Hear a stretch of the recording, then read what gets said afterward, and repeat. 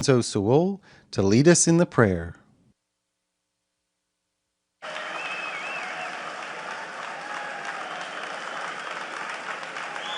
Come on, do I got a proud American out there?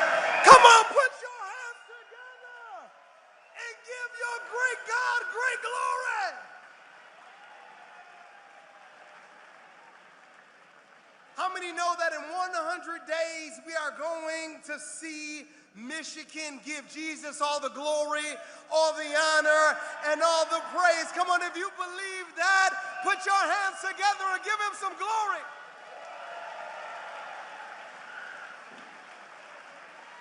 Come on, Patriots, would you join me in prayer?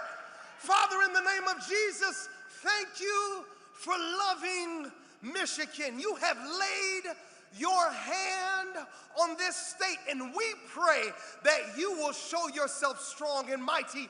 We pray that you would show yourself as the King of glory.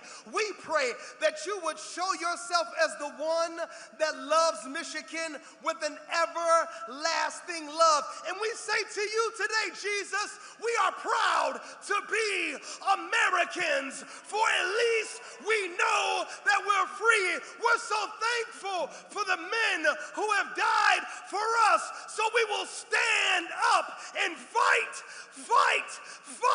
for the soul of a nation, and we will give you all the glory. We will give you all the honor, and we will give you all the praise. In Jesus' name, amen and amen. Come on, Michigan, put your hands together and give him the glory.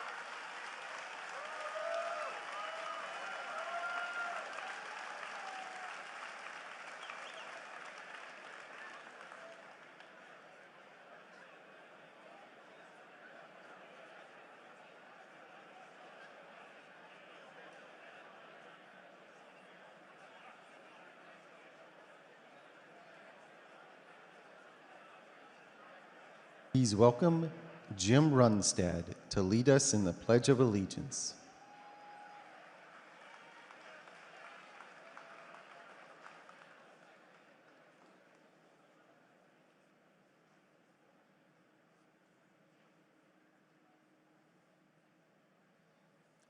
The flag's over here. What an exciting beginning to this event with Pastor Lorenzo. And with that, let's begin the pledge. I pledge allegiance to the flag of the United States of America and to the republic for which it stands, one nation, under God, indivisible, with liberty and justice for all. Thank you.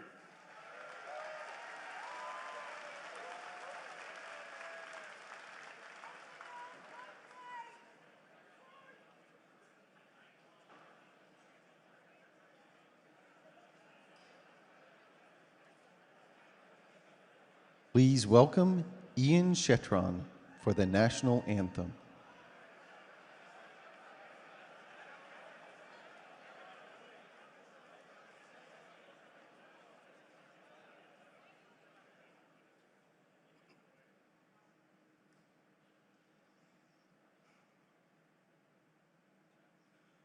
Oh, say, can you see by the dawn's early light what so proudly we hailed at the twilight's last gleaming, whose broad stripes and bright stars through the perilous fight o'er the ramparts we watched were so gallantly streaming, and the rocket's red glare, the bombs bursting in air, gave proof through the night that our flag was still there.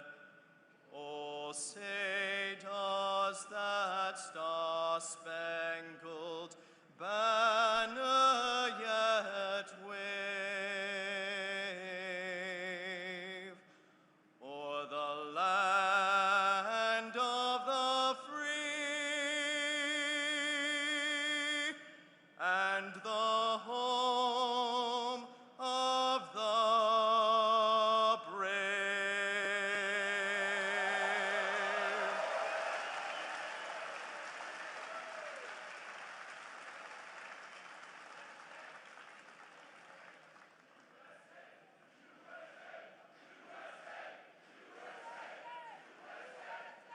Please welcome Michigan House Speaker Matt Hall.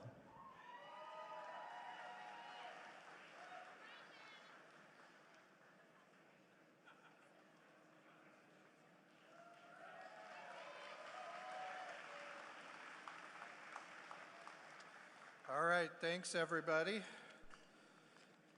It's great to be here with you today, and it's an honor to talk about a president who has delivered for Michigan and who cares about our community. President Donald J. Trump has always had Michigan's back.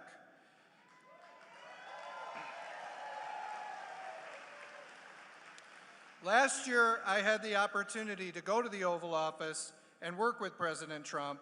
We talked about the issues that matter most to Michigan families, workers, and taxpayers.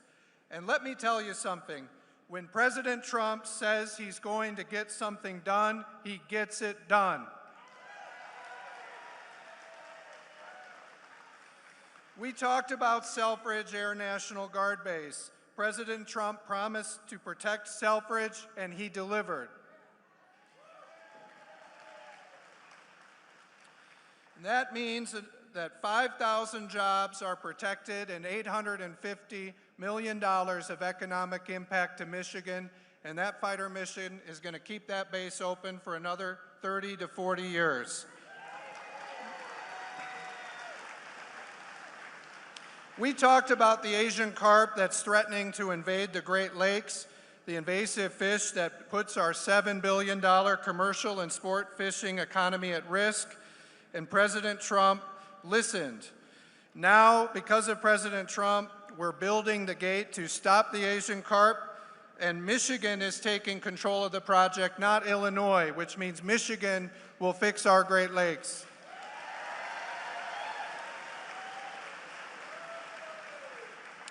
And that's not it. Today, the traffic started flowing over the Gordie Howe Bridge because President Trump stepped up and made a fair deal for the people of Michigan. For years, Michigan was stuck in a bad agreement where Canada controlled all the toll revenue and they got to make all the decisions. And Michigan was just a passenger. But because of President Trump and the New Deal that he negotiated, the United States will receive a 50-50 share of the toll revenue. That's $300 million.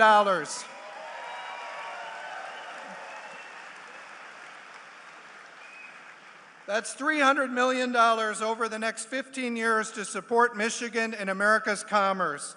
And we finally have a voice and the seat at the table for future toll decisions. That's the art of the deal. Yep. Now, President Trump is also putting money back in the pockets of the Michigan families with the Working Families Tax Cut, the largest tax cut in American history. There will be no tax on tips, no tax on overtime, and no tax on Social Security.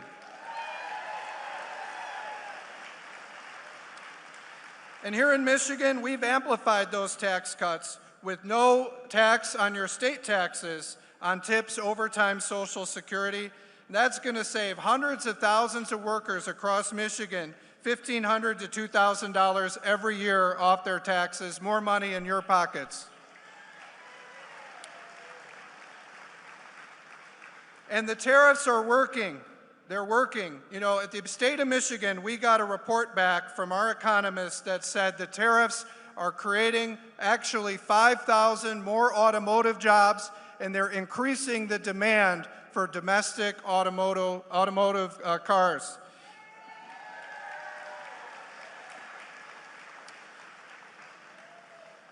And and President Trump has given us a leg up by ending Joe Biden's failed green energy scam.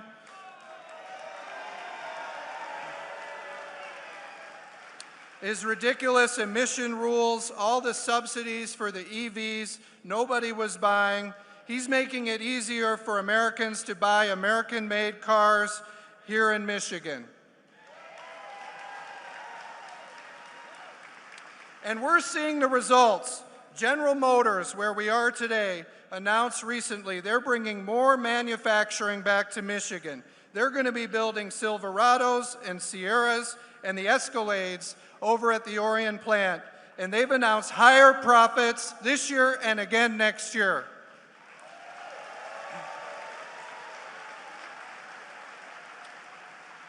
And that's all because of President Trump's trade policies and his tax policies to protect taxpayers and American workers. Now, we're at the state of Michigan working with President Trump to cut waste, fraud, and abuse from our government. Just last week, we passed a law implementing President Trump's work requirements for welfare benefits in Michigan. And this is just common sense. If you want free health care and you're able to work, you should be working. If you're able to get an education, you should get an education. And if you're not working or going to school, you should at least be volunteering. We're just saying, get off the couch, put down the PlayStation controller, and get involved.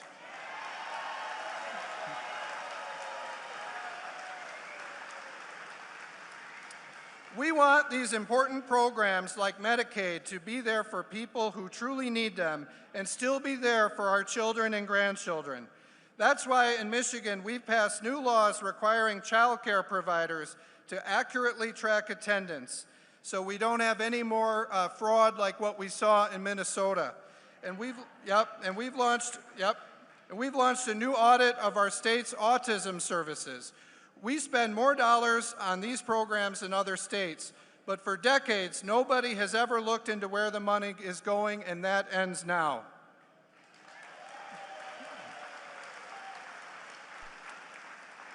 We're going to get to the bottom of it, stop fraud, and make sure taxpayer dollars support real patients and real families. We're forcing Gretchen Whitmer's administration to work with President Trump's team to check Medicaid and food stamp rolls. We're going to remove illegal aliens from the rolls and stop people from committing fraud with our tax dollars.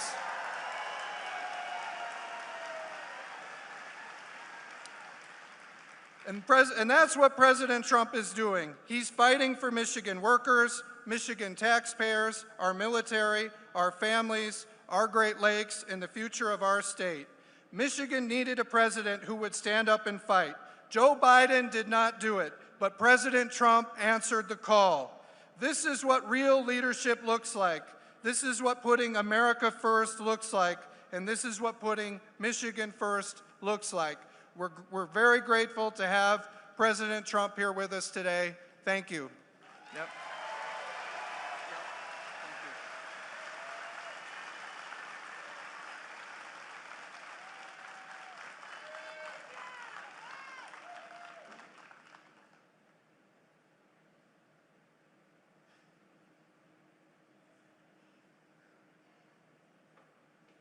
Please welcome Mike Rogers.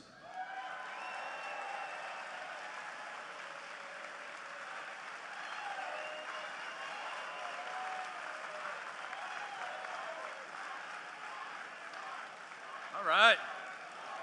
Oh, wow, this looks like a crowd that's ready to fight for freedom, huh? Love that. I have to take a point of personal privilege, if I may. We are blessed to have so many very talented General Motors executives and engineers, designers, testers. My wife has a request for you. Please, please bring back the CTS Coupe. My God. All right, now I can go home. This gets me out of trouble. Listen, I grew up not far from here. Was building cars at the Cars and Concept, built the Chrysler convertible on the assembly line. My brother was a UAW worker at the Flat Rock plant. You think about how important automotive is to our state, certainly to our family. It's important. And making sure we don't slip backwards 1 inch, also important. If you think about the way they do it here at General Motors, remember that 67 Stingray Corvette? Yeah, baby, yeah. I keep working on my wife. One day I'm going to own one of those, I promise you. You think of that car. It was spectacular. It's iconic. The Chevy Suburban was started in 1935. Think of that. They improved it. They engineered it. They moved forward. They fought for its market share every year. Well, guess what? Michigan citizens today, 60% of us say that Michigan's going the wrong direction. Think of that. And I say, why? Why does this happen? For the last quarter century, we've had two Democrats speaking the same way, talking the same way, and voting the same way in Michigan. And what was the result in that quarter century of total Democrat monopoly in the United States Senate for Michigan? We've lost 200,000 manufacturing jobs. We have the highest utility rates. Yeah, you bet, you can boo that.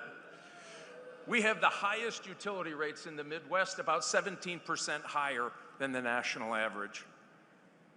We have the highest auto insurance rates in the country. The average homeowner now in Michigan for the first time is 40 years old. And here's the worst of all of them. We went from top tier in education to 45th.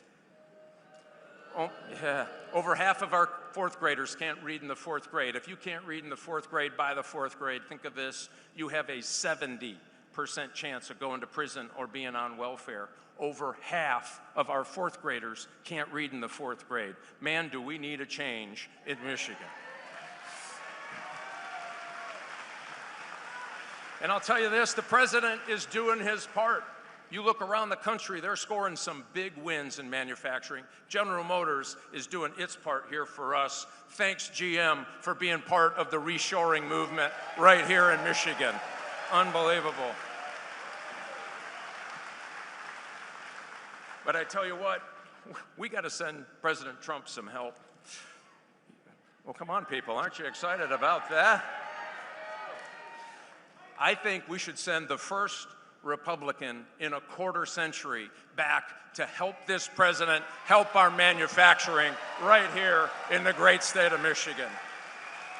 And I'll tell you what, when we do this together, our kids are going to read again. We're going to get defense industrial base work back here again. We are going to make sure there's shop in every high school. We are going to grow opportunity. We're going to bring our prices down. And I will tell you this, if you believe, like I do, that this is the time for change, to change that quarter century of a managed decline managed by our two Democrats, this is the time that we will stand up and get Michigan up off of her knees. We will be the envy of manufacturing around the country again. And with your help, we're going to make it happen. God bless you all. Take care. Get fired up.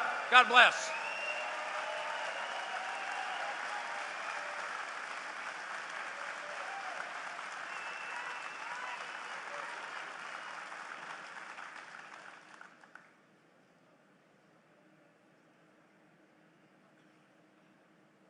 Please welcome Congressman John James.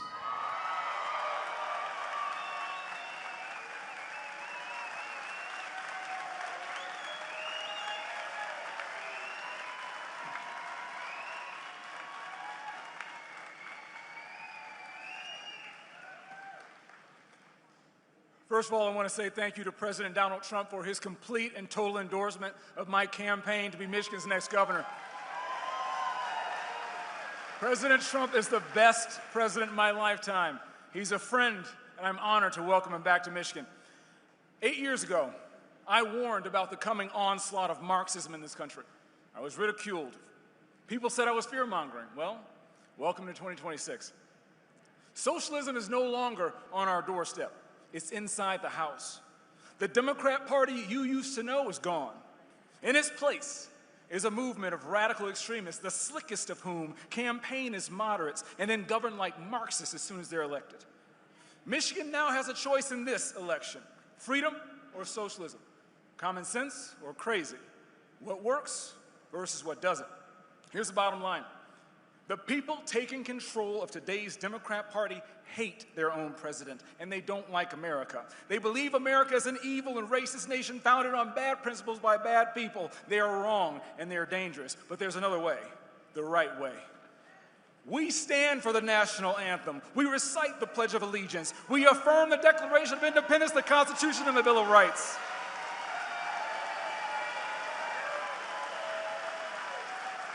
We are proud to be Americans, and we are proud to have a president who loves this country, believes in the greatness of this country, and is willing to tell the truth about the radical left that wants to tear down our republic, abandon the American dream, and turn their back on God. My dad faced incredible hardship in pursuit of that American dream. At times, he was treated poorly and unfairly, but he kept fighting. He never gave up, and he built a business out of nothing. My father and mother moved our family from poverty to prosperity.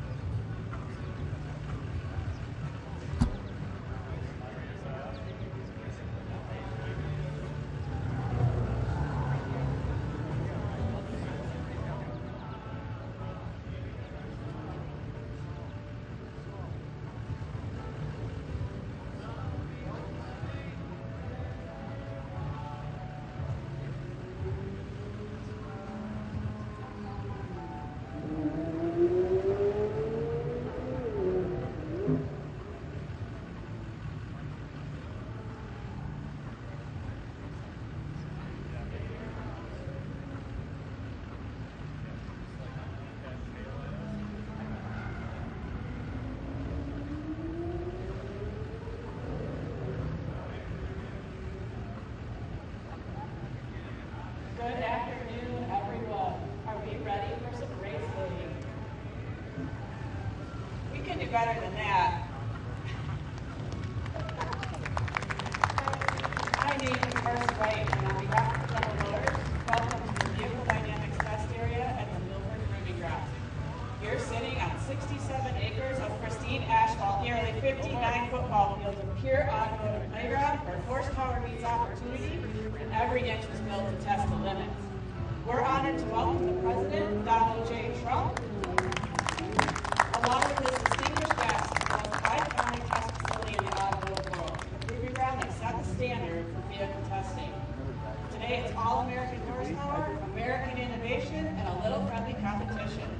So sit back, enjoy the show, and get ready to watch some of America's best horsepower leave its mark on the asphalt.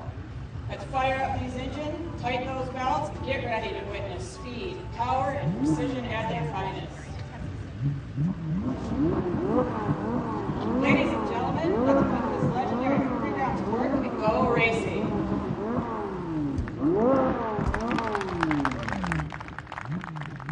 Out in the distance, Josh J.B. Robbins from Willowick, Ohio, in the Cadillac CT5E Blackwing, and Brent B. Ray from Clio, Michigan, in the Chevrolet Z06, demonstrating that agility, precision, and the American ingenuity still matter when the road starts to turn. But here in front of you, it's a straight shot to victory. The countdown is coming. Heat 1 starts now. In the left lane, the Cadillac CT5E Blackwing, fastest Cadillac ever built, packed with 668 horsepower, proudly manufactured in our state capital of Lansing, Michigan. Behind the wheel, Jeff Geoff Holbein from Woodstock, Illinois. In the right lane, the Chevrolet Z06, true race car for the street, bringing 670 horsepower to the fight and assembled in Bowling Green, Kentucky. Driving today, Jason Cole from Seattle, Washington. Just 2 horsepower separate these American performance icons, Cadillac versus Corvette. It's Heat 1. Let's find out which one gets to the finish line first. And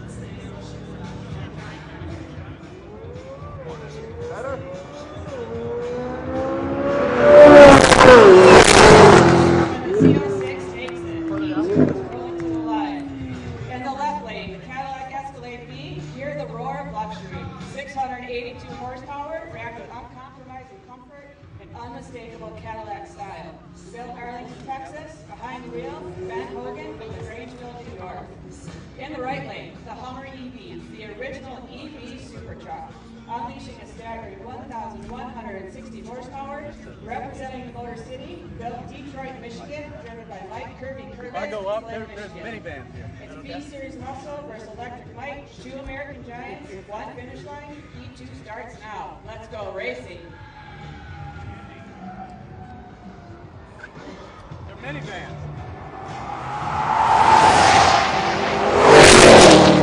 And the Hummer takes it. E3 brings the heavy hitters to the line. In the left lane, the Chevrolet ZR1, the king of the hill, is back, delivering an incredible 1,064 horsepower, built Bowling Green, Kentucky, driven by Grant Dennis, born in Clarksville, Michigan. In the right lane, the Chevrolet Corvette ZR1X, America's first hypercar. The jaw-dropping 1,250 horsepower is the quickest American production car at 8.675 seconds in the ZR1X. Also built in Bowling Green, Kentucky. This is Corvette versus Corvette, King versus Challenger. Bowling Green built a foe, but only one gets the win light. E3, let's make some noise.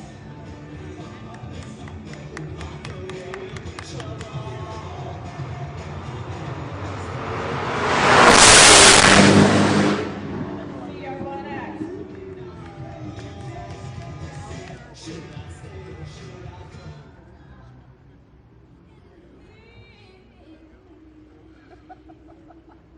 All right, to wrap up this event today, Heat 4 is bringing on the horsepower.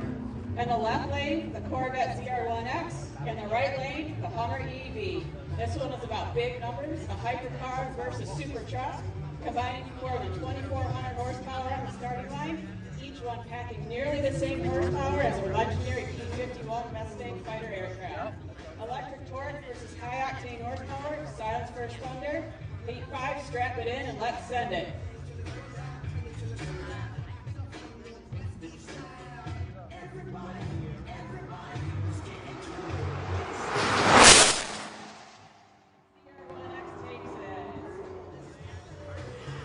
Ladies and gentlemen, hope you enjoyed the show. Let's hear it for our drivers. As today's event comes to a close, we'd like to thank the President, Donald J. Trump, for taking the time to join us here at General Motors Vehicle Dynamics Test Area. It's been an honor to welcome you and your distinguished guests to the longest operating proving ground around the world. Today we've celebrated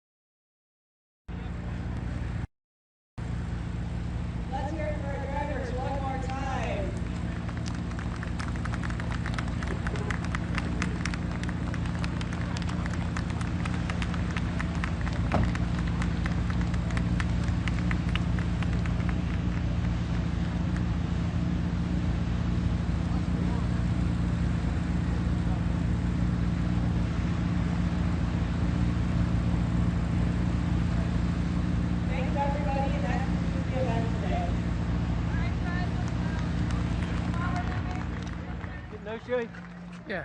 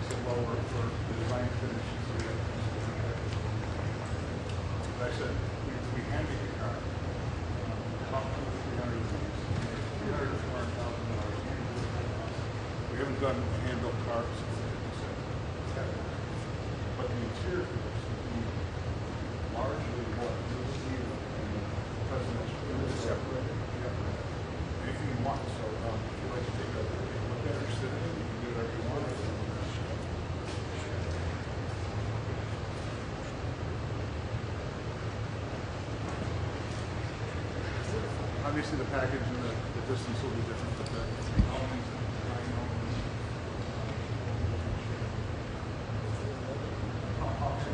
There's no two of these that are the same. Hey, Kevin, tell them about Vanderbilt.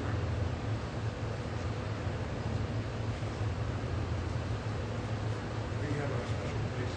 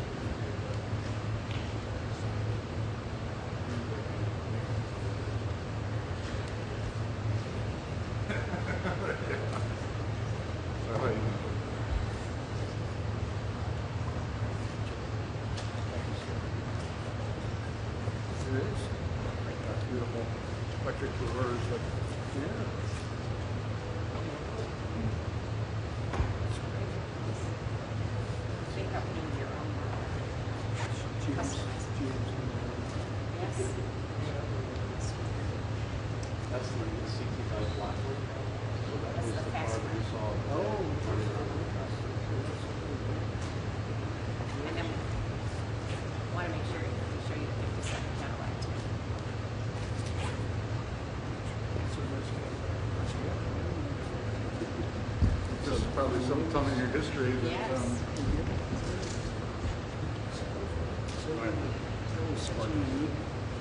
Yeah, 57. I think if you did that, it would work. Okay, not here. How about if you did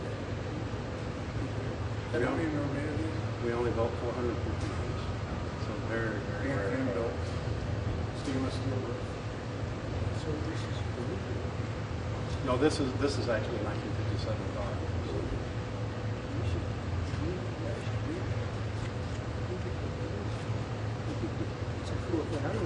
Oh, the fins at the back. I mean, this was really leading from a design perspective. They've come a long way.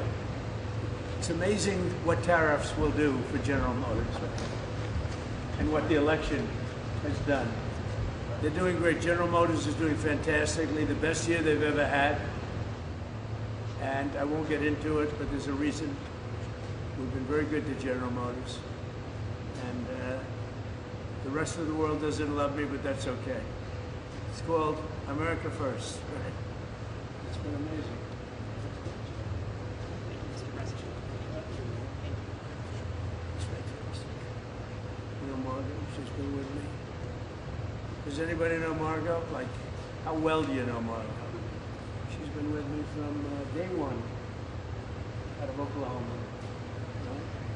So what else do you have? We got cars over here. So this is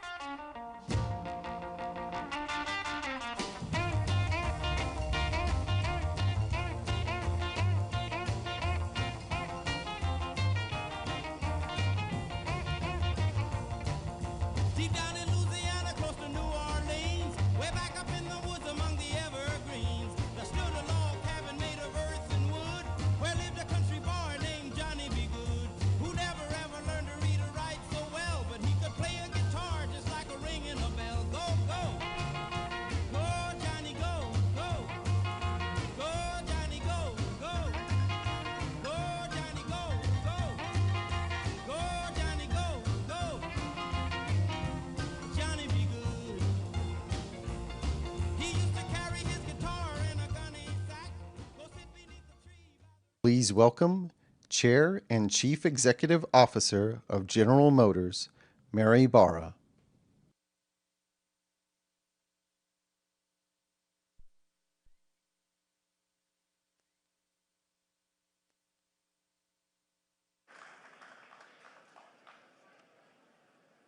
Thank you very much. Today marks our first presidential visit to the Milford Proving Ground. And it is my honor to welcome all of you, including our distinguished guests, and especially President Donald J. Trump. On the tracks and in our labs, we test everything we build in the U.S., from trucks that move America to technology that will take us back to the moon. And for 100 years, we have engineered and built our vehicles right here at home, because GM's story is part of this country's story.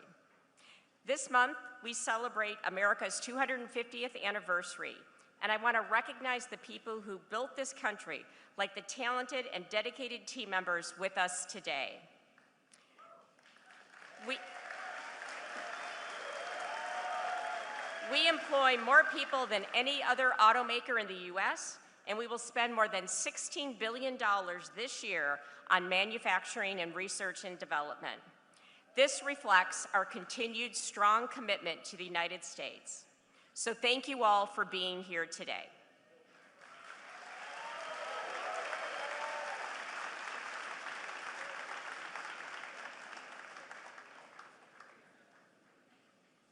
Ladies and gentlemen, the 45th and 47th President of the United Thank you very much.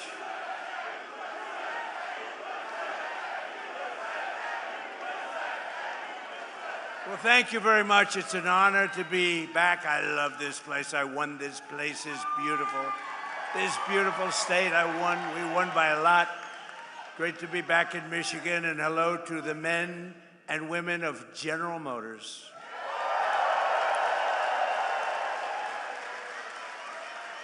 And before we begin, I have to say, so I had a wonderful father, right? And he was a hard worker. He was in the real estate business. And for him, super luxury. This is all he didn't want planes. They didn't have planes in those days, I don't think. He didn't want anything. You know what he wanted? A Cadillac every 2 years. This was to him. This was to him the sign of luxury. This was the greatest thing. And he got every 2 years, like you could count on it. You could set your clocks by it. And by the way, speaking of that, let's get rid of daylight saving time stuff, okay? We have a bill in. Hopefully the Senate's going to approve that one. The House approved it, and we're going to get rid of that, just to mention, you know, it's called the weave, right? We always get back to the right subject. But anyway, I did. I had a father, his luxury Mary, his super, that's all he wanted. He just wanted a brand new Cadillac, and I have to tell you a little secret. He had it stretched a little bit. This way he could be his own chauffeur. He wouldn't have to hire a chauffeur. He could drive it himself, or he could have somebody else, but he could also drive it himself. Did you ever hear that? This could be a new concept for a car. But I had a wonderful father, and he loved Cadillac, and I'm thrilled to be back in this beautiful state, and I'm honored to be the first sitting president to visit one of the most storied places in the history of American auto making, and that's the world-famous General Motors Proving Ground. Now, we just got back. We watched some cars, and they are beautiful cars, but I was very also impressed with, that was the largest piece of asphalt I think I've ever seen. I've seen a lot of big asphalt, but I've never seen one that big. I said, you gotta be kidding. But over 100 years, General Motors carved a 5.5-mile test track out of Michigan earth and built a crucible for American cars that would change the world, and that's what happened. You have changed the world, and maybe more importantly, you have made a comeback like very few companies. You are doing really well, and Mary and your whole group have done a fantastic job. They love their cars. One of the top executives I just met, he was showing, he said, you know, sir, I just love the cars. I just love these cars. And I thought that was nice. This land bears the tire marks of every model of the legendary Chevy Corvette. It bears the scars of the first auto safety test, and that was probably pretty tough. And ever since the presidency of the late, great Ronald Reagan, who in all fairness, who I liked, but he did allow our cars to disappear into Japan and other locations. We cannot do it. We love him. But on trade, Trump is much better, much better. But this facility is proudly designed, built, and tested. The presidential limousine, affectionately known as the Beast. Have you heard of it, Mr. Mayor? I want to thank the CEO of General Motors, Mary Barra, as well as the president, Mark Royce, and the entire leadership team. Mark, really great job. The whole leadership team, the job that you've done over the last number of years especially has been incredible, and it's a display of speed and skill. Horsepower goes into these cars, and everyone's talking about General Motors, including me. That's why I'm here. And more importantly, thank you to the auto workers, the technicians, the mechanics, the welders, the engineers of General Motors, because there's no finer group of people. And it was workers like you who built this country, and now it's the men and women like you who are making it bigger, better, richer, and stronger than ever before. We are doing unbelievably well as a country. We're building more auto factories and more plants than at any time in the history of our country. And someday the fake news is going to be writing stories about it. They don't like to write those stories. That's why they call them the fake news. But for decades, the auto workers and manufacturers of this great state were sold out and betrayed by globalist politicians and corrupt special interests who let other countries steal your jobs, pillage your factories, and loot the crown jewels of American industry from Detroit and all over our country. They were ripping us off, not only in the auto business, but in many other businesses. Every president before me promised to stop it, but none of them did anything. They did nothing. But now, at long last, Michigan finally has a president who stands up for Michigan auto workers and puts America first. You know, you had a leader. I don't know if he's still with you, Sean Fain or something. This guy was bad news. I never spoke to him, never saw him. He was a Democrat. He thought that Biden or Kamala would be wonderful. You would have, Mary, I hate to say it, you wouldn't have an auto industry right now if they got elected. You wouldn't have an auto industry. But I don't know what happened to the guy. Somebody said he got fired, but I can tell you, the people that count, those people love Trump. Because I've done more for you than your parents, okay? Your parents are good. I'm not going to knock your parents, but I have been better to you than your parents. That I can tell you, and they would agree with me. Wherever they may be, they would agree. Today, I'm proud to say that the auto industry is back, and America is back, and it's pulling Detroit and Michigan along with it. Our country is so successful, it's pulling it along, but you have some great representatives that are going to become governor, senator, congressman, women, but you have some great people. I'm going to mention them in a second, because under Sleepy Joe Biden, hold it. What's better, Sleepy Joe Biden or Crooked Joe Biden? Let's go. Sleepy Joe Biden, Crooked Joe Biden. They're both true. They're both very true. The United States had the highest trade deficit ever recorded. So we had the worst trade deficit, and our country was losing more than $1 trillion a year on trade every single year, and it got worse and worse. And if they were in there now, that number would be close to $2 trillion. The trade deficit in automobiles was more than $300 billion annually. That means outside countries and companies were coming in and just robbing us blind. And it was causing tremendous problems for your jobs. But now all of that is changing because I placed historic tariffs on foreign producers and manufacturers, including a 25% tariff on foreign automobiles, something that no other president had the courage to ever do.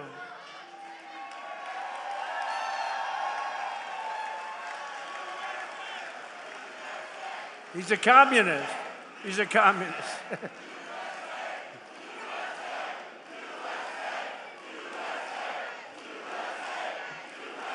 Thank you. He's a communist.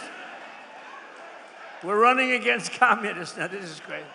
What's going on? But we're going to win very big. No, I didn't even hear the guy, I think. You see what they want to do? You see what they want to do? They want to take your houses. They want to do things that nobody's ever even thought of before. They want to take your money. They want to raise your tax up to 80%. I gave you the biggest tax cut in the history of our country, so we'll keep it that way. And I said this morning, they also want to fire the police. They don't want police and they don't want prisons anymore. I think that's a great idea. Does everybody like that idea? No police. They want no police and they want no prisons.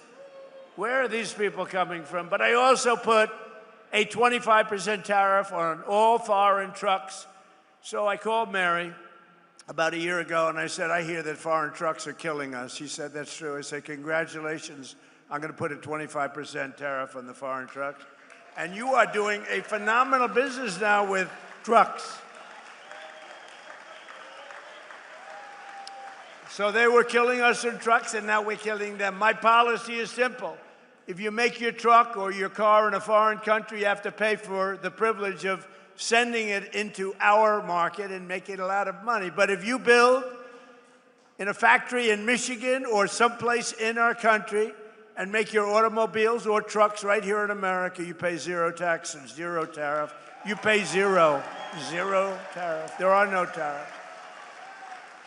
And we've taken in hundreds of billions of dollars for the country aside from it, but we keep a lot. As an example, Europe is being taken over by the Chinese cars. You know that, right? Mercedes-Benz is being absolutely decimated. BMW, good companies, decimated. Volkswagen, decimated. They don't do anything about it. We don't have, to the best of my knowledge, Mary, one Chinese car in the country. They have a 100% tariff, and our automakers are doing, I think, business like you've never done before, right? Right? You're doing more business, better business, bigger business than you've ever done before. In 18 months, we've slashed our trade deficit with China by the largest amount in history. Nobody can believe it. You know, if you get it down a half a point, it's a lot. We got our trade deficit down by 71%. 71%. Worldwide. 1 year ago, our country was dead, and now we are the hottest country anywhere in the world. We're the hottest country. Everybody is respecting us. You know, they respect us again. They respect the United States. I think they respect us more than they've ever. And we did this in a year and a half. In 4 long years of sleepy Joe Biden and his crazy administration, they're communists. They were communists. That was the beginning. He wasn't, because he had no idea what the hell was happening. They said, Joe, let's go communist. He said, what is that exactly? They got less than $1 trillion. So think of it. In 4 years, they had investment of less than $1 trillion. 4 years, less than $1 trillion. In 1 year, my administration secured commitments of more than $19.2 trillion from all over the globe. Think of that. 1 year, 19.2. If they got in, and they were essentially, they didn't think of themselves as communists, but they were. But now you have down and out communists. I mean, these people are down and out. And remember, you go communist, nothing good happens. That's been proven for 1,000 years using different names. But right here in Michigan, General Motors is expanding operations at its Factory Zero. Do you know what Factory Zero is? What the hell does that mean, Mary? Factory Zero. You're going to have to explain. In Detroit to produce some of America's most iconic vehicles, including the Chevy, well, I hear it's good, Silverado, right? The Silverado, really hot, right? It's going to be hotter after today. The GMC Sierra, the world-famous Hummer. I got to look at some of these. In fact, I said to Mary, how about sending me a couple? And one and only the Escalade. You know, we ordered, I think, 250 Escalades, right? We ordered 250 Escalades.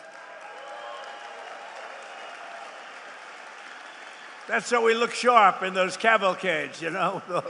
We look sharp in those Escalades. Our guys are very spoiled. They're very spoiled. They like the Escalade, so do I. They were great to deal with. General Motors, they're making literally 250 of them, and it was about time. In 2026, GM increased truck and SUV production by 20%, and in the past 2 years, the company's invested $9 billion in bringing factories home to the USA. They're coming back home because, frankly, when they build here, there's no tariff. It's really not complicated. A lot of people don't understand that. They say, oh, what does it mean? They have no idea. They don't have a clue. But Mary understood it. Her whole group understood it, and they're coming back home where they belong. So I just want to congratulate General Motors. That's why I'm here today. I'm very proud of General Motors. For years, you watch companies move production from America down to Mexico. Mexico. I love the way there's a very nice president of Mexico. You know that. She's very nice, and she speaks beautifully, and she calls it Mexico. So I said to a group the other day, and we will stop all business going to Mexico. And they didn't know what the hell I was talking about. It didn't come out as well, Sean. It didn't come out as well. This is a great gentleman, heads up transportation. He's also world championship tree climber, 5-time champion tree climber. Can you imagine? I only hire these crazy people that do things like that. He was the lumberjack. He was the world champion going up a tree 100 feet, right? That's high. I saw an old picture of you doing it. I said, he's crazy. That's why I like him. But he's a 5-time world champion. You know who that is. So, and his wife maybe is even superior, a big star of television, Rachel. She's doing all right. Sean Duffy, Rachel Campus Duffy. But you know, I liked him a lot. I always liked him. But when I heard he was a world champion of a tree, but any kind of world champion I'm okay with. When you're a world champion of anything, but that's pretty good. But down in Mexico, and they're coming back, and production's moving from Mexico, and companies are actually moving production from Mexico back to America. Before they left, they went the other way. Now they're all coming back. Toyota, Hyundai, and others are relocating production back to the U.S. Ford is investing $3 billion to build parts of its new pickup truck in central Michigan. All these things I told you, but only Brian. Where's Brian? Come here. Get up here, Brian, will you please? He's the only guy that believed me. But boy, did he believe me. I wanted to just hop over. Come on. Don't worry about it, Secret Service. He's okay. Come on up here, Brian. See the way he can do that? Look at that. He evaded. I'm sure they're thrilled. Come here. Say a few words. Thank you, Mr. President. Well, we can thank this gentleman right here for all these jobs coming back, and I hear it all the time from all my connections at all the different auto plants around the Metro Detroit area. Jobs are coming back to America. You know, Kamala Harris was running against this guy when he ran for re-election. She wanted to get rid of the internal combustion engine, and crazy Sean Fain endorsed her. So we've got to change the mindset. We've got to build, if they want to sell in our market, they got to build it in our market. And that's what this guy told them. So thank you, Mr. President. It's because of you, you saved our domestic auto industry. Thank you.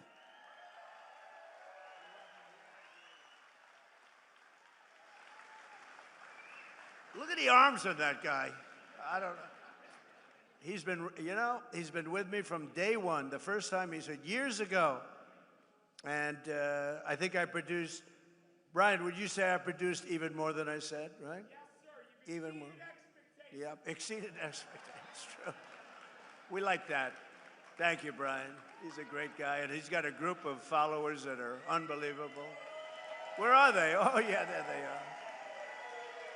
He's got a great group of people. But for decades, we were told that it was totally impossible to bring back American manufacturing. Obama would say it, remember? Barack Hussein Obama.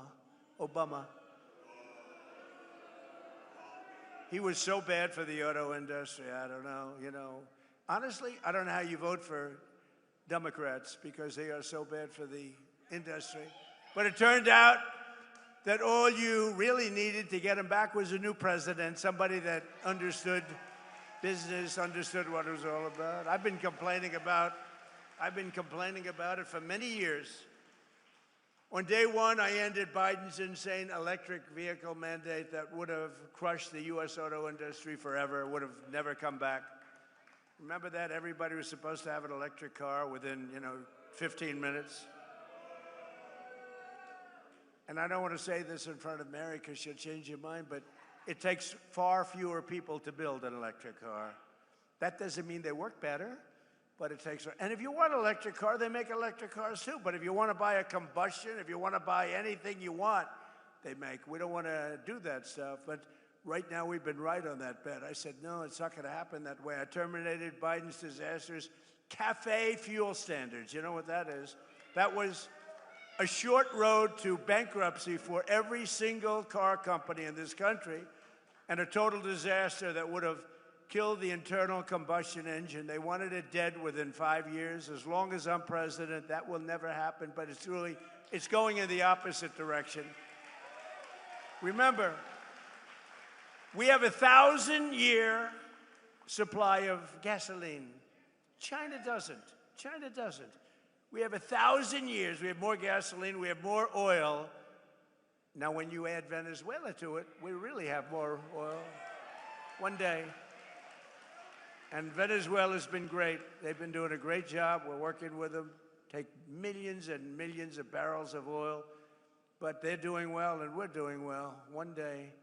A lot of people were against that war. We don't want the Venezuela. What are you doing? What are you doing? After we won in about 48 minutes approximately. They said, oh, that was a good move. Well, the same thing's happening in Iran. People just don't see it. We have destroyed their Navy. We've destroyed their Air Force. We've destroyed their leadership. We've destroyed their anti-aircraft weaponry. Their drones are being made at a rate of about 7%. We destroyed most of their drone manufacturing capability, their missile manufacturing capability. And right now they're talking to us about making a deal. But if we didn't do it, tough. there would be no talk. You know, for 47 years, which is really 50 because people have been using 47 years for 3 years at least. But for 47 to 50 years, they have been talking, and all they do is tap everyone along. They were the bully of the Middle East, and they were the bully of us. And Obama came along and gave them tens of billions of dollars. He gave them $1.7 billion in green cash. Remember that? Put them on a Boeing 757, flew it to Tehran, $1.7 billion in green. He thought he could bribe them, and instead they thought, what a stupid country this is. How stupid. No, you can't bribe them. You got to beat them, and we're beating the hell out of them. But we'll see how it turns out. Right now, they have very friendly negotiations going on. And by the way, how good is our Navy with a blockade? How good? Not one boat gets in. We have a blockade. They'd love us to, please, we don't want the blockade anymore. They're saying, please, please, no blockade. And I approved the single largest deregulatory action in American history, repealing what is known as the endangerment finding, which will save American families an average of almost $3,000 on new cars, SUVs, and trucks. What a difference. And today I'm giving all American car companies the right to build what are known as tiny cars. You know what that is? These little, because I go over to Europe and I see these little cars all over the place. And I say, why aren't we making them? They send some over. But Sean Duffy, the Secretary of Transportation, has just cleared it. I was with him on the plane. I said, Sean, did you clear that? No, sir, not yet. I want it done now. Oh, it's done. He knows what. He's very smart. He's a very smart guy. No, but you're all cleared, Sean? So your company, Mary, if you want, I mean, you have the choice. It's a tiny little, beautiful little car. I'm not sure I want to get hit by one of your Silverados, okay, or one of your Cadillacs, but you'll make them as safe as possible, right? You put a little cocoon around them. See, I would have been a wonderful automobile designer. But you have the right to do it, and they sell, you know, inexpensively. They're actually beautiful. I don't know if I'm going to be using one. I'm not sure if Secret Service would love me driving around in one, but there's a tremendous market for it, I think. It really is a tremendous market. They are quite something. And thanks to our Republican majorities in Congress, we also made interest on auto loans fully tax deductible, but only if the car is made in America. If it's not made in America, we have no interest in doing that. And I apologize for the air conditioning, but this room was not built for thousands of people. This room was built for a few people making cars, not for thousands of people. And it is a little warm up here, but I love that because every time I make a speech, I lose weight. It's wonderful. It's a wonderful way to lose weight. Under our leadership, investment is booming, incomes are rising, and the stock market has 73 all-time highs. Think of that. In a year and a half, we've had an all-time high. And your 401ks are up by $32,000 and more in just a year. And one statistic that I say, because, you know, the fake news, the reason they're fake news, they're terrible people in many cases, not in all cases. You have some professionals, but they refuse to say, there are more Americans working today in the United States of America than at any time in history. How about that? That's, to me, that's a stat that's hard to beat. And it was just announced that inflation is dropping at the fastest rate in more than 6 years. We're dropping it. You know, I inherited this mess. I inherited an open border where 25 million people came in. Many of these people were criminals, murderers, people from jails, people from mental institutions. I inherited that. We've got a lot of them out, and we're getting a lot of them out. We have to. We have 11,888 are murderers, many of whom, they say more than 50% of whom killed more than one person. We don't want them in this country. They allowed them to come in through the stupid open border. They came in like water. You've seen it. And right now, it was just announced, again, this is now the 15th month in a row, 0 people have come through our border illegally. 0.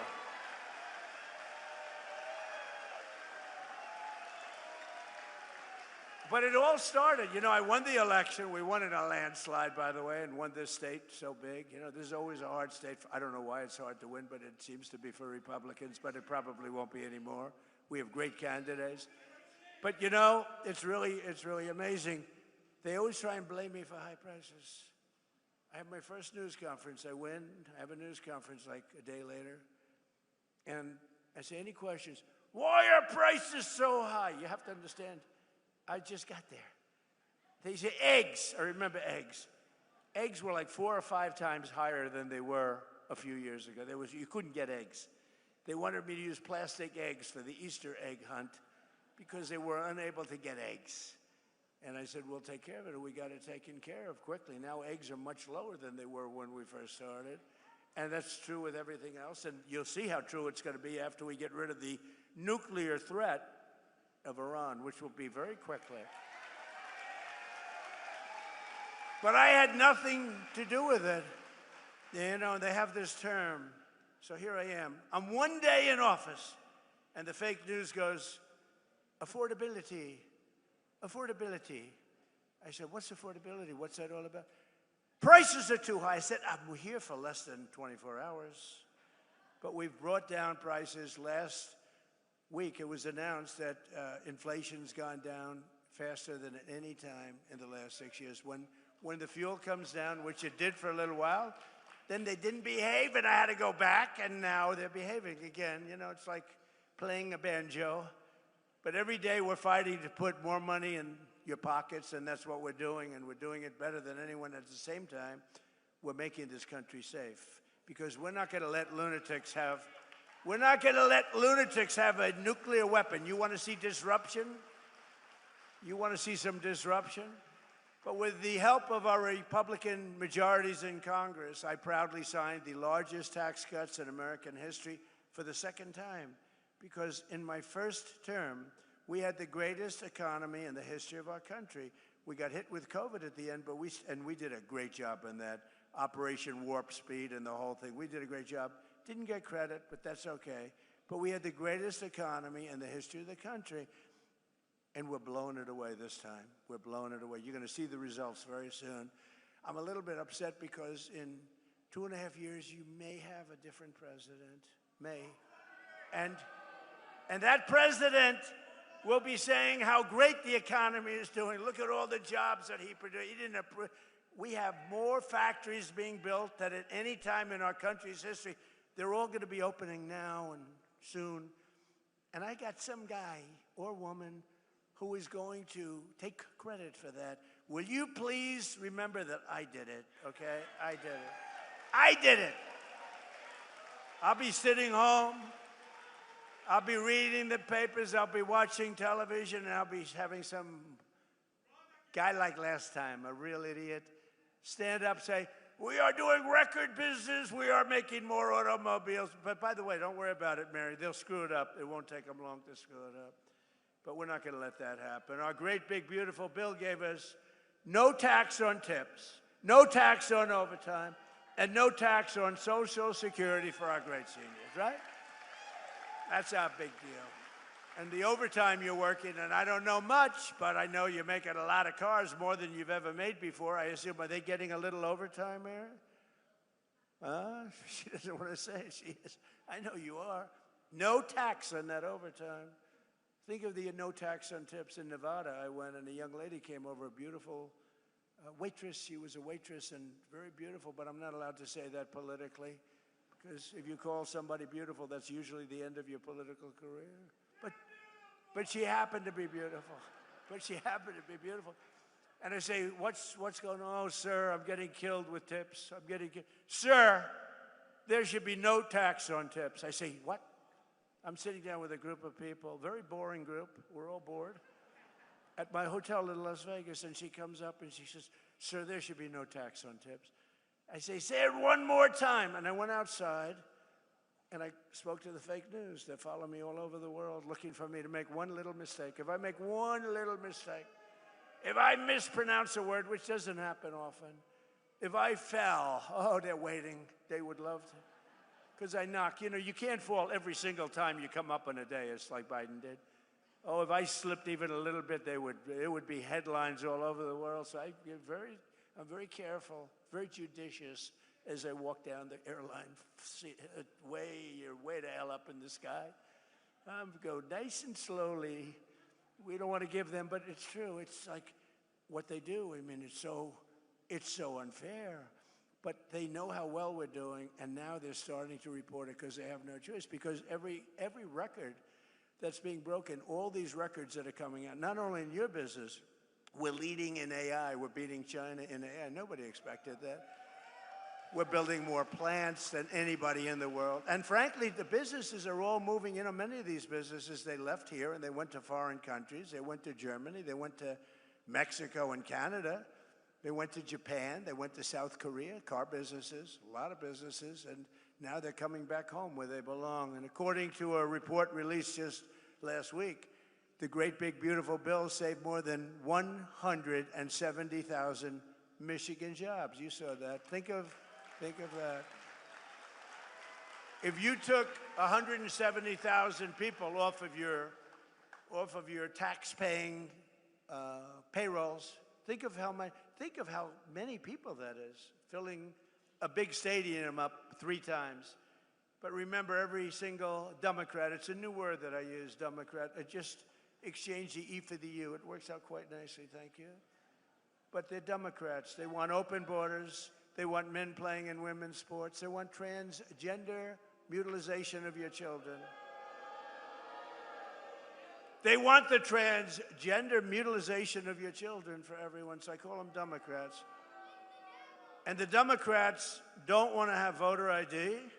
And the Democrats do not, Brian, you know this, they don't want to have a thing called proof of citizenship. So why doesn't somebody want voter ID or proof of citizenship? Because they want to cheat, okay? There's only one reason. Actually, most Democrats do want it. It's only the politicians, because they could never get elected.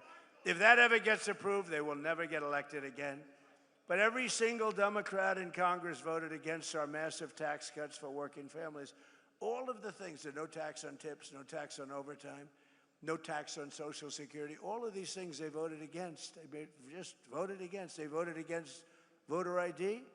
They voted in favor of the transgender mutilization of your children, in favor of men playing in women's sports. I've looked at men playing in women's sports. It's very unfair.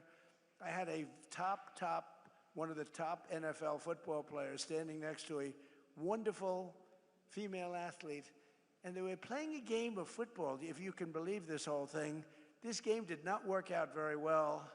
This was not a game that she will ever want to play again, I will tell you. The whole thing is crazy. There's something wrong. These people are crazy, and we can't let them get into office and ruin our country.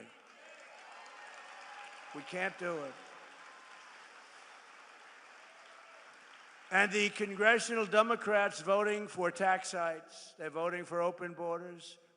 The Green New Scam are their side. Remember the Green New Scam? Everything had to be green, the world is going to collapse, it's going to be gone. 15 years ago, they were saying we only had 12 years left, but we're still here. But they're siding with the radical left communists taking over the party. They want, in other words, the normal socialists who can destroy a country, too. They're not going fast enough. Do you remember, like in one of my State of the Union speeches, I said, we will never be a socialist country. But I was right. We're going to be a communist country. That's what they want. They skipped socialism. Can you believe it? But communism is the greatest threat to our country in history, including even World War I, World War II, Pearl Harbor, or 9/11. I mean, this is a serious threat because they're going to promise all sorts of things. In 1 year, the country will be absolutely bankrupt. You'll live in squalor. You'll live in fear. You won't have police. You won't have firemen. You won't have anybody. You're going to be, it's a disaster. Even the thought of it is a disaster. And we have the hottest country in the world. We don't want to have it, and we have to be strong about it. We can't be nice. You know, a lot of the Republicans are nice. We're a very nice party. We shouldn't be so nice, to be honest with you. But we can't let them get their claws into this incredible They call it an experiment. I don't think it's any longer an experiment. This has been going on for a long time. We have good years, bad years. We're having the single greatest year we've ever had as a country. We're not going to let these people destroy it.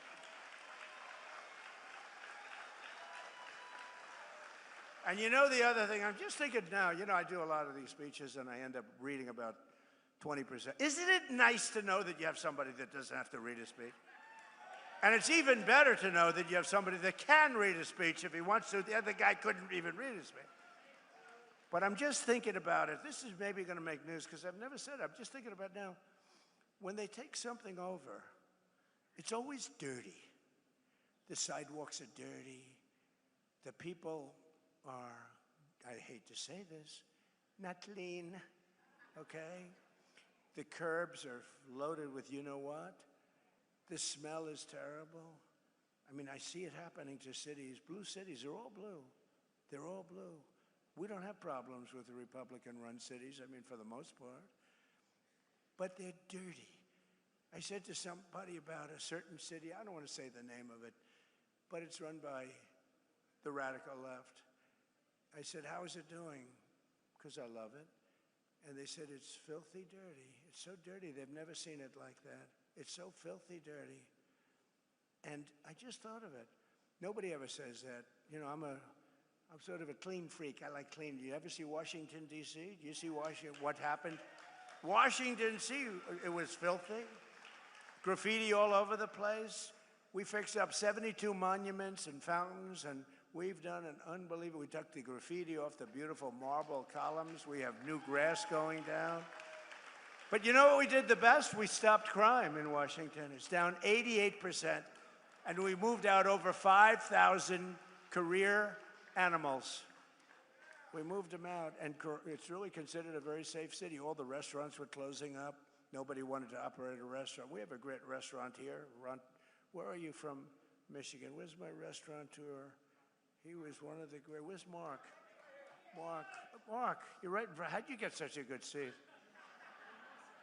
He's a great restaurateur, but everything you have is clean. But you know, it's true, and I'm just saying, they take over. Everything becomes disgusting and dirty. It's dirty and filthy and grimy. It's not clean anymore. Look at Washington, D.C., what I've done in a short period of time, working with the Department of Interior, Doug Burgum, and the whole group. We have done some job. We've taken graffiti-filled statues all over the city and monuments and waterfalls and everything, the beautiful reflecting pond where we get, I mean, we did some job. Somebody comes along and starts cutting it with a knife. They're sick. But it's in the hospital now, but it's going to get better very soon. It's almost ready to open.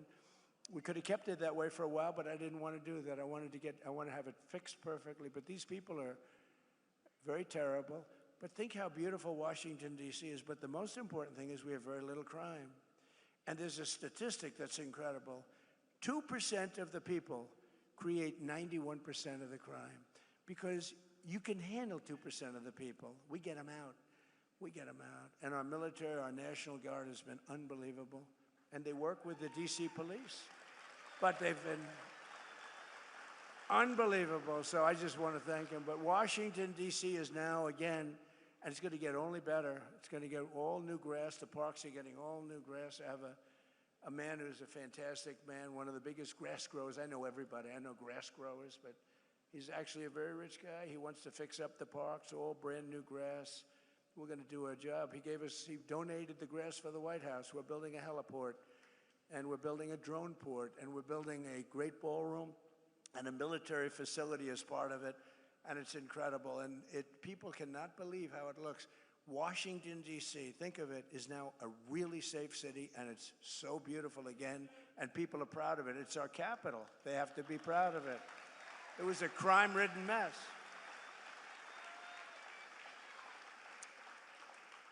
And the other thing, I got a call from the governor of Louisiana, and he said, sir, we have Mardi Gras coming up in New Orleans. Could you please help us? We are such a disaster. The crime is so bad, and they've had a lot of problems with crime.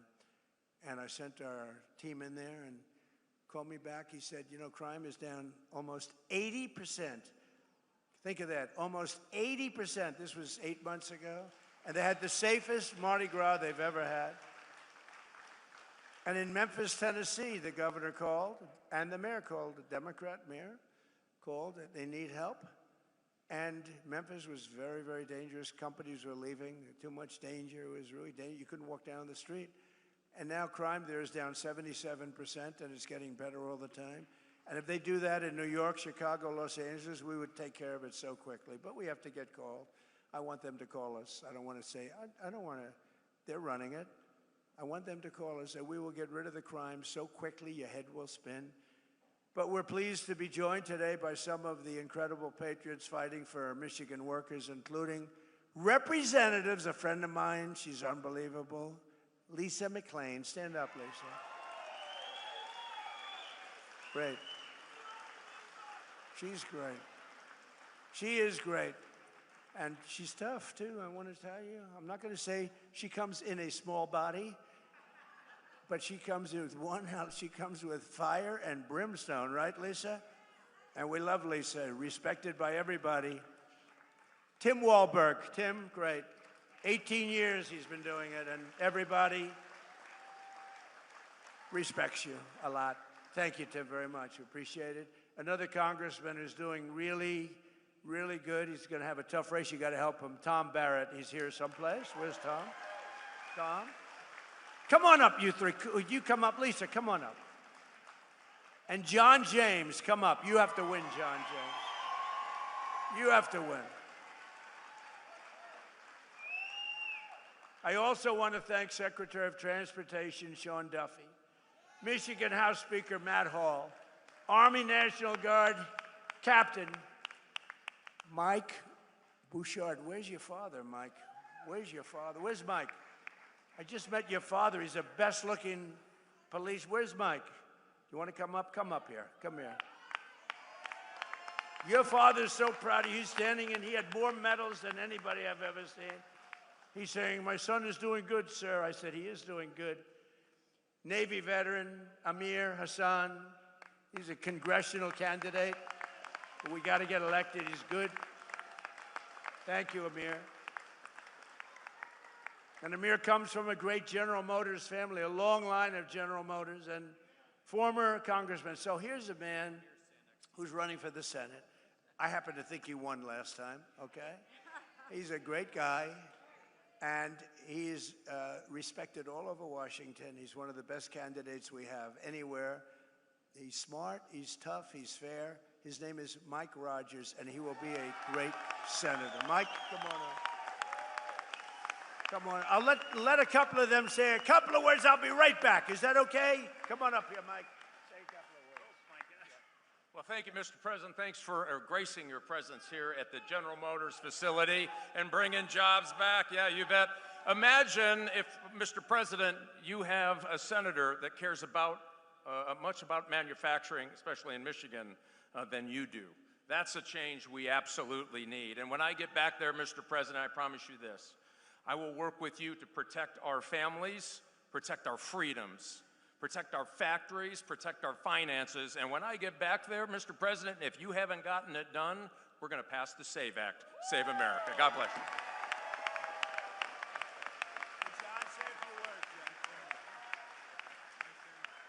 Well, again, thank you, Mr. President, for coming back to Michigan, where you've won 3 times. We very much appreciate your leadership. And as governor of the state of Michigan, we're going to be matching those Trump accounts. We're going to be taking care of our children.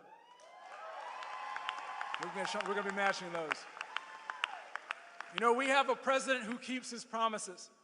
We have a president who looked at a situation and he said, you're going to have very fast planes in Macomb County. You know what he did? In the very first 100 days, the President of the United States, President Donald J. Trump, delivered F-15EX to Selfridge Air National Guard Base. The president has always been looking out for Michigan jobs. The status quo doesn't work for Michigan. President Trump is pushing back. And as a result, President Trump signed my bill to protect our automotive industry against the harmful California EV mandates. And as a result, our jobs are coming back to Michigan. But most importantly, The president, because he's the best deal maker the planet has ever known. President Donald Trump has got $19 trillion of investment back in the United States of America, but because of the failed policies of Gretchen Whitmer, a lot of that investment is not coming back here. We're working with you, Mr. President. We're going to make sure that we have an environment where we can bring that investment back to the state of Michigan to create jobs right here for the best auto workers in the world. Thank you so much for your leadership, Mr. President. God bless you. We have your back.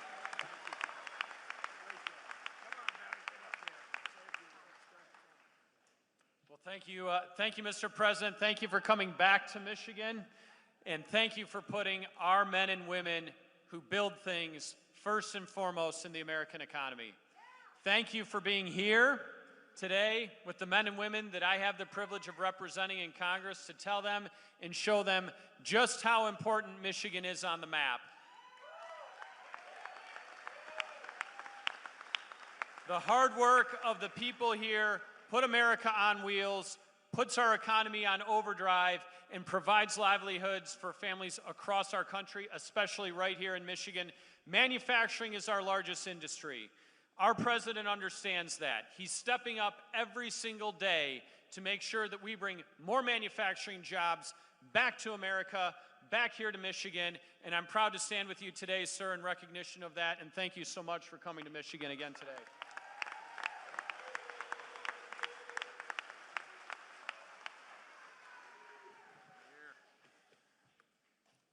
Talk about the American dream.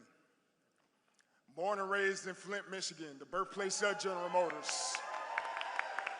Son of a father, a grandfather, a grandmother, an aunt, an uncle that all work for General Motors. Son of an educator. Protecting America, getting back to the fundamentals and the foundation that made us great in the beginning, that's what we're doing this cycle. The contrast is clear, the time is now. If you love America, make noise. If you believe in first responders, make some noise. If you back our military, make some noise. And if you're proud to be a conservative,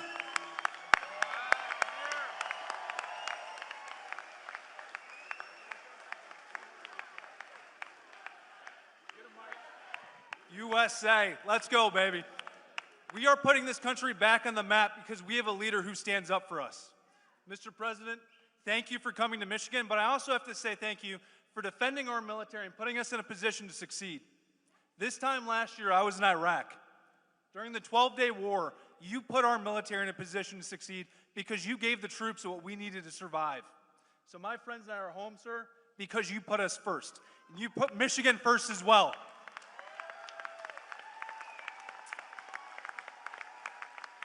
It took 47 years to stand up and say lunatics can't have nuclear weapons.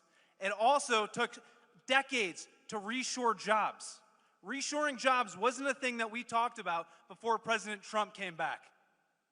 Now jobs are coming back to Michigan because we have leaders to stand up for us. We need to win this election in November so we can keep growing. Thank you, Mr. President. Let's go, Michigan.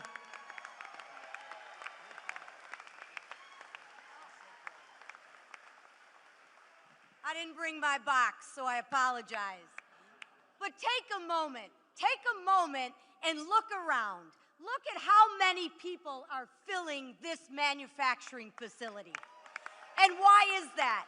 That is because we love this country.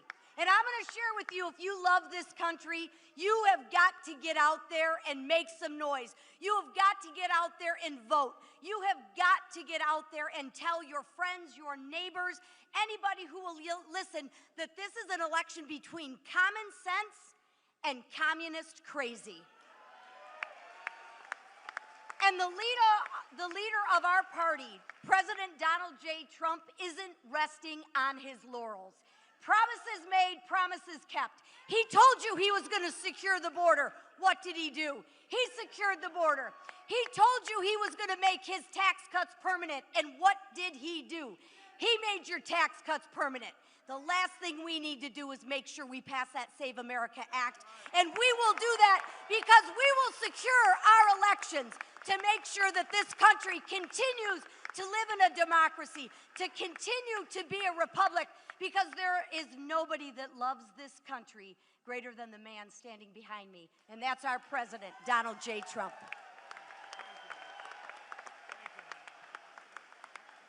I never want to go behind Lisa, that's for sure.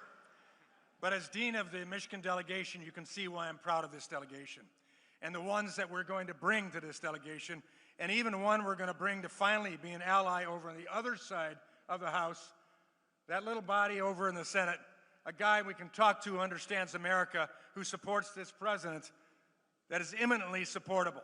And we say that out today. I'm also chair of the Education and Workforce Committee. We have a president who understands workforce. That's why he's here with all of us. He understands education. That is not indoctrination for communist crazy. And that's what we're seeing today. So let me say this to you as chair of the Education Workforce Committee. We're here today trying to educate you, to educate others, to get out and work, to get this team in place so the final 2 years of this president, maybe final 2 years of this president, will be so memorable that we won't need to worry about the future. Let's get out and work as a workforce for freedom.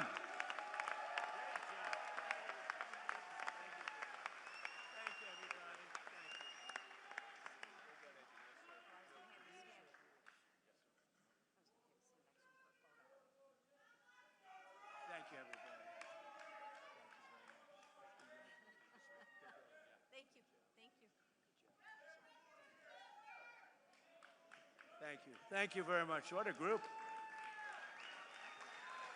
Thank you very much. That's a great group. We got to get them elected. Also with us is the mayor of Hamtramck, Amir Galib. Thank you very much, Mr. Mayor. And Mark, thank you very much for being here. Mark Zarkin, a great guy. And a man who's been with me from the very beginning. Again, I have to do it because this guy has been like, he got it a long time ago, Brian. Thank you very much, Brian. Thank you. Thank you very much. Especially, he has been right from he got it right from day one, you know? So we don't forget that. 18 months ago, we inherited a catastrophe from the Biden and from the radical left Democrats. They created the worst inflation in 48 years, wide open borders with millions and millions of people from mental institutions, insane asylums, the world's worst prisons pouring into our country from all over the world. They came. They came from South America. They came from the Congo. They came from places from all over the world. We had transgender for everybody, men playing in women's sports, crime ravaging our cities, and the whole world was laughing at us as a stupid nation. They called us a stupid nation. But they're not laughing anymore. America is respected again, I think like we've never been respected before. You saw I went to the G20, I went to the G7, I went wherever we go, they're looking at us as the real leader again. For a long time that hadn't taken place. Under our leadership, we're making the largest ever investment in the United States Armed Forces. And right here in Michigan, I got 21 new F-15EX Eagle IIs for Selfridge Air National Guard Base, ensuring that Michigan stays at the cutting edge of North American air power. Selfridge was very, very important. It's a big deal. It was closed. It was over. It was going to be closed. Now it's open. We have the strongest military anywhere in the world by far. We have the greatest people. We have the best equipment in the world. I built it during my first term, and I'm using it now. We had no choice. Again, we can't let what was happening in Venezuela go on, and I was very decisive, but we can't let what was and is going on. They killed 52,000 protesters, think of it, in a 4-month period. 52,000 in Iran.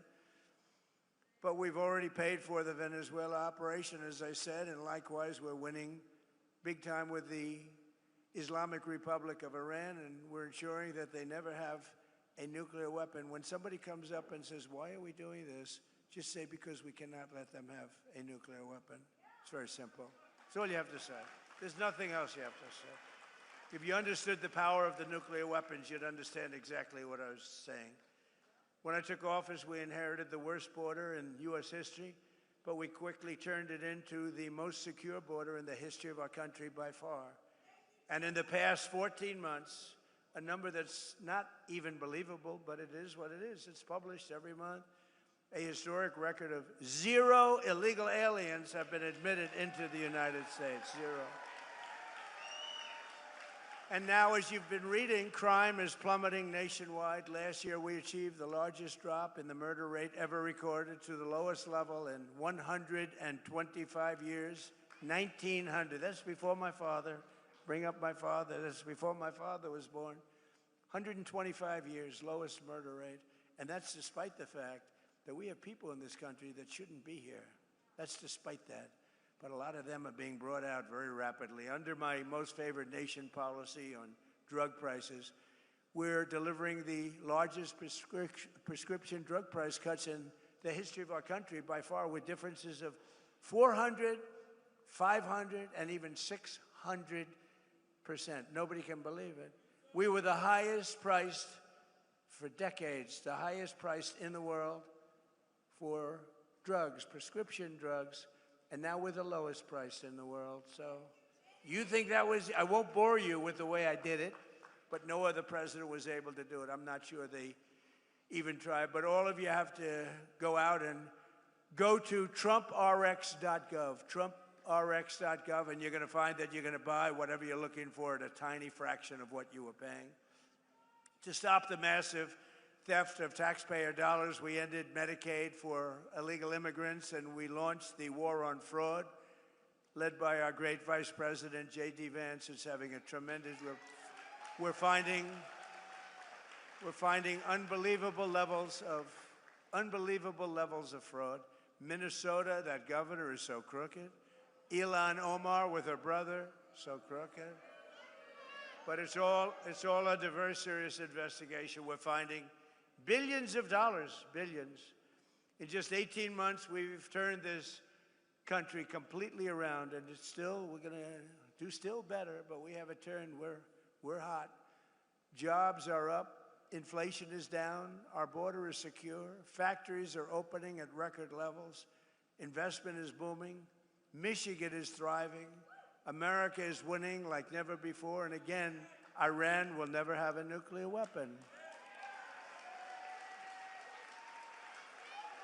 With the help of our Republican majorities in Congress, we will crush violent crime to the lowest levels ever, impose harsh new penalties for dangerous repeat offenders. They are very bad.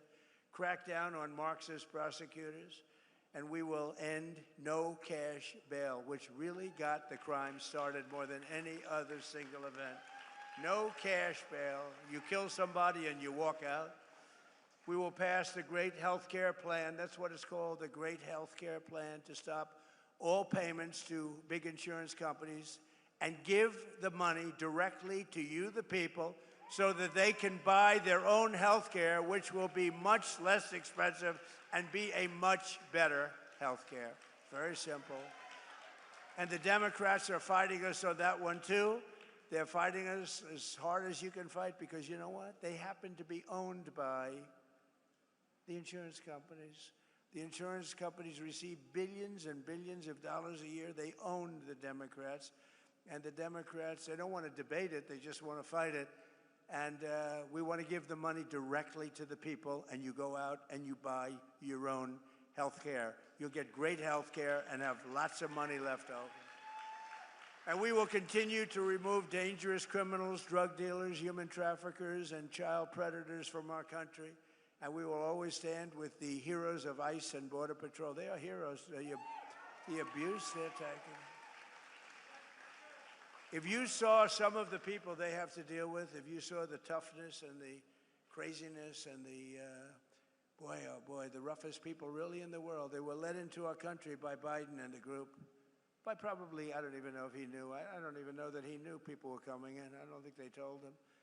But they were coming into our country, and they are the roughest people in the world. Remember, they used to say, oh, foreign people don't commit crime. They make our criminals look like babies. It's the only thing good about them. They make our people look like absolute babies. But they are, you don't get rough.